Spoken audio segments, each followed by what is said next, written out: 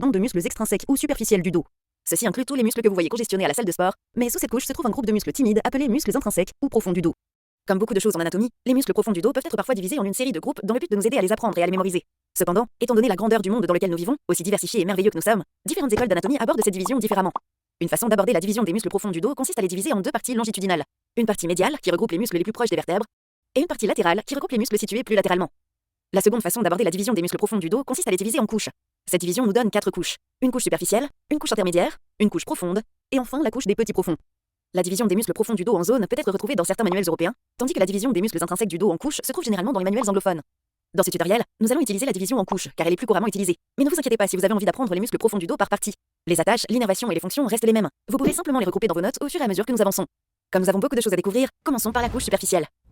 Nous avons mentionné plus tôt que la couche superficielle des muscles profonds du dos est constituée du groupe de muscles épineux transversaires, qui est à son tour constitué de deux muscles, les muscles splénus, qui sont le splénus de la tête, et le splénus du cou. Examinons de plus près le splénus de la tête. Le muscle splénus de la tête prend son origine dans les processus épineux des vertèbres C7 à T3, ainsi que dans le ligament de la nuque. Il s'insère sur la partie latérale de la ligne nucale supérieure, qui se trouve sur l'os occipital, et sur le processus mastoïde, qui se trouve sur l'os temporal. Il reçoit l'innervation des rameaux latéraux des racines postérieures des nerfs spinaux C1 à C6. En termes de fonction, la contraction bilatérale de ce muscle entraîne l'extension de la colonne cervicale et de la tête, tandis que la contraction unilatérale fléchit et fait tourner la tête du même côté, aussi définie par le terme ipsilatéral.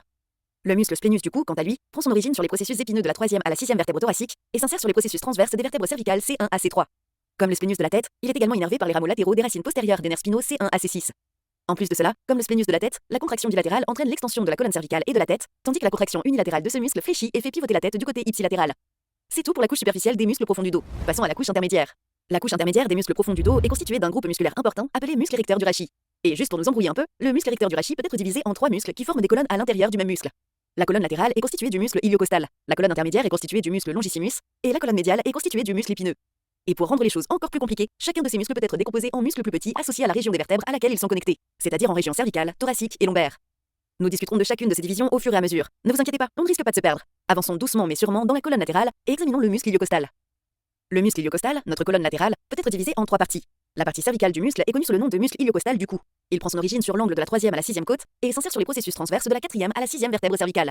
La partie thoracique du muscle, connue sous le nom d'iliocostal thoracique, prend son origine sur les angles de la 7e à la 12e côte et s'insère sur les angles de la 1re à la 6e côte. La partie lombaire de ce muscle est connue sous le nom de iliocostal lombaire. Il prend son origine sur la crête sacrale latérale, l'extrémité médiale de la crête iliaque et le fascia thoracolombaire. Il s'insère sur les angles de la 6e à la 12e côte, la couche profonde du fascia thoracolombaire, et sur les processus transverses des vertèbres L1 à L4. Bien que ce muscle puisse être divisé en 3 parties en fonction de leurs origines et de leurs insertions, il est innervé par les rameaux latéraux des racines postérieures des nerfs spinaux C4 à C8. Alors que la contraction bilatérale de l'ensemble du muscle iliocostal entraîne l'extension de la colonne vertébrale, la contraction unilatérale entraîne la flexion latérale ou courbure de la colonne vertébrale du même côté, ou du côté ipsilatéral. Le muscle suivant des érecteurs du rachis est le muscle longissimus. Le muscle longissimus est situé médialement par rapport au muscle iliocostal. Comme l'iliocostal, le muscle longissimus comporte 3 parties. La partie la plus supérieure du muscle, le longissimus de la tête, prend son origine dans les processus transverses de la 4e vertèbre cervicale jusqu'à la 5e vertèbre thoracique.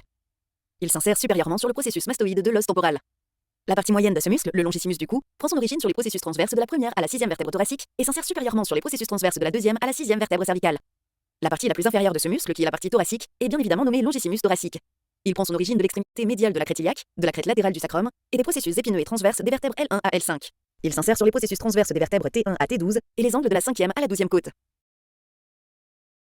Le muscle longissimus reçoit son innervation des rameaux latéraux des racines postérieures des nerfs spinaux C1 à L5. La contraction bilatérale de l'ensemble du muscle longissimus permet l'extension de la colonne vertébrale, tandis que la contraction unilatérale permet de fléchir la colonne vertébrale latéralement du même côté. La partie la plus supérieure de ce muscle, le longissimus de la tête, permet l'extension de la tête et du cou lorsqu'elle se contracte bilatéralement, et fléchit latéralement et fait tourner la tête du même côté lors d'une contraction unilatérale. Le dernier muscle des érecteurs du rachis est le muscle épineux, et ce dernier comporte 3 parties.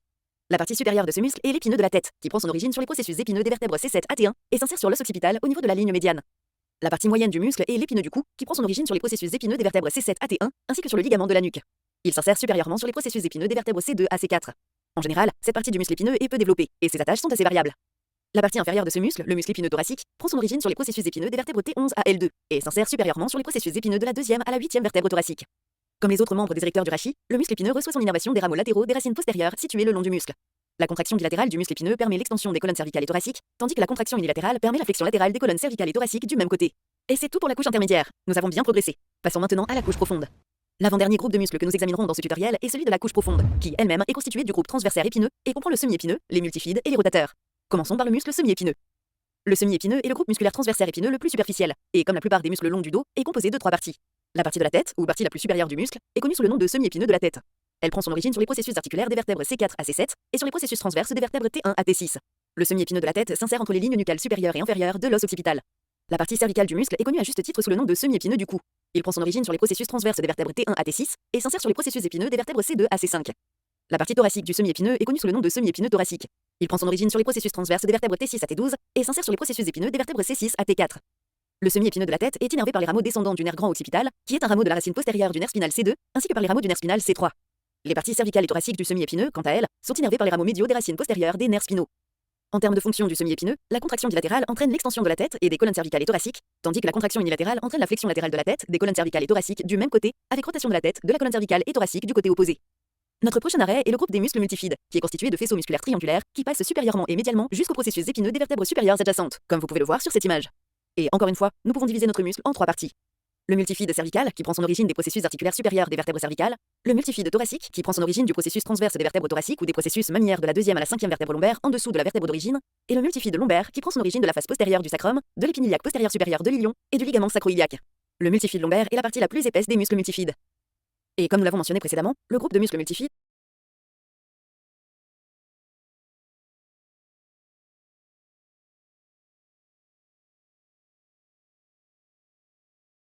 s'insère sur la face latérale et les pointes des processus épineux des vertèbres, 2 à 4 niveaux au-dessus de leur origine, soit des vertèbres C2 à L5.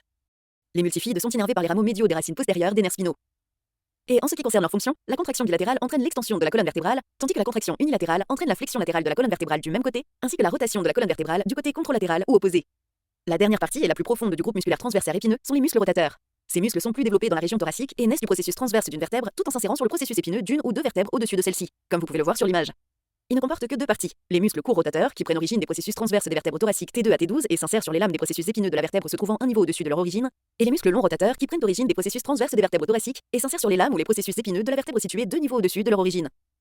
Comme les multifides, les rotateurs sont innervés par les rameaux médiaux des racines postérieures des nerfs spinaux, et fonctionnellement, la contraction bilatérale de ces muscles entraîne l'extension de la colonne thoracique, tandis que la contraction unilatérale entraîne la rotation de la colonne thoracique du côté opposé ou contralatéral, ce qui est logique étant donné leur nom, rotateur. Nous en sommes maintenant à la dernière couche des muscles profonds du dos. Les derniers muscles que nous allons examiner aujourd'hui appartiennent à la couche des petits profonds. Alors, examinons-les. Les muscles que l'on trouve dans la couche des petits profonds comprennent les interépineux, les intertransversaires et les élévateurs des côtes. Commençons par les interépineux.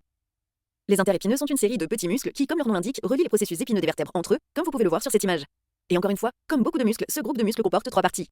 Les muscles interépineux du cou prennent naissance des faces supérieures des processus épineux des vertèbres C3 à T1 et s'insèrent sur les faces inférieures des processus épineux des vertèbres C2 à C7. Les muscles interépineux thoraciques, qui sont généralement assez variables et peu développés, prennent naissance des faces supérieures des processus épineux des vertèbres T2, T11 et T12 et s'insèrent sur les faces inférieures des processus épineux des vertèbres T1, T10 et T11. Les interépineux lombaires prennent naissance des faces supérieures des processus épineux des vertèbres L2 à L5 et s'insèrent sur les faces inférieures des processus épineux des vertèbres L1 à L4. Les interépineux sont innervés par les racines postérieures des nerfs spinaux et en termes de fonction, les interépineux sont impliqués dans l'extension de la colonne cervicale et lombaire. Les muscles intertransversaires, comme leur nom l'indique, relient les processus transverses des vertèbres adjacentes que vous pouvez voir sur l'image. Ces muscles sont organisés en 2 faisceaux, les muscles intertransversaires du cou et les muscles intertransversaires lombaires. Les muscles intertransversaires prennent origine des processus transverses des vertèbres cervicales et lombaires et s'insèrent dans les processus transverses des vertèbres adjacentes. Ces muscles sont innervés par les racines postérieures et antérieures des nerfs spinaux. En termes de fonction, ces muscles contribuent à la flexion latérale de la colonne vertébrale ainsi qu'à sa stabilisation. Les derniers muscles appartenant aux muscles profonds du dos sont les muscles élévateurs des côtes. Les élévateurs des côtes proviennent des processus transverses des vertèbres C7 à T11 et s'insèrent sur le bord supérieur ou la face externe de la côte, un niveau en dessous de leur origine. Ils sont innervés par les racines postérieures des nerfs spinaux T1 à T12. Quant à leur fonction, ces muscles contribuent à l'élévation des côtes ainsi que de la colonne thoracique. C'est tout pour les muscles profonds du dos. Vous avez vraiment assuré en restant concentré jusqu'ici. Comme ce tutoriel a été long, je vais essayer de garder la section clinique aussi courte que possible. Alors, le cas clinique le plus courant que vous verrez concernant les muscles profonds du dos est la lombalgie. Les lombalgies se présentent généralement comme une douleur sourde non irradiante autour de la colonne lombaire. Elle est le plus souvent causée par un étirement excessif des muscles du dos, ce qui entraîne des déchirures microscopiques des fibres musculaires ou des ligaments. Les muscles les plus souvent concernés sont les érecteurs du rachis, c'est-à-dire l'iliocostal, le longissimus et l'épineux, qui sont les muscles responsables des mouvements des articulations intervertébrales lombaires. Cela survient souvent chez les personnes qui effectuent des mouvements forcés et répétés du dos, généralement en effectuant une rotation de la colonne vertébrale. Ainsi, votre haltérophile qui n'équilibre pas correctement son poids est sujette aux lombalgies, tout comme votre grand-père qui se penche en soulevant avec son dos au lieu de ses jambes. Les lombalgies peuvent être aiguës ou chroniques, aiguës signifiant une douleur de moins d'1 mois et chroniques signifiant une douleur de plus de 2 mois. Si elles sont graves, elles peuvent entraîner des spasmes musculaires accompagnés de crampes, de douleurs et d'une limitation des fonctions du muscle blessé. Les lombalgies et les spasmes musculaires peuvent être traités par des massages, de la kinésithérapie et du repos. Un traitement médicamenteux par des anti-inflammatoires non stéroïdiens, des analgésiques et des myorelaxants est également prescrit. Mais bien sûr, mieux vaut prévenir que guérir. Les lombalgies peuvent être évitées en gardant le dos droit et en utilisant les muscles des jambes et des fesses lorsque vous vous penchez pour ramasser quelque chose de lourd. Les athlètes qui soulèvent des poids ou les personnes âgées dont les muscles sont plus faibles peuvent également utiliser une ceinture lombaire pour aider à soutenir la colonne vertébrale. Nous avons terminé. Si vous souhaitez en savoir plus sur le corps humain et l'anatomie, n'oubliez pas de consulter notre site web pour des articles, un atlas, des quiz et des vidéos plus qu'utiles. En attendant, merci d'avoir regardé.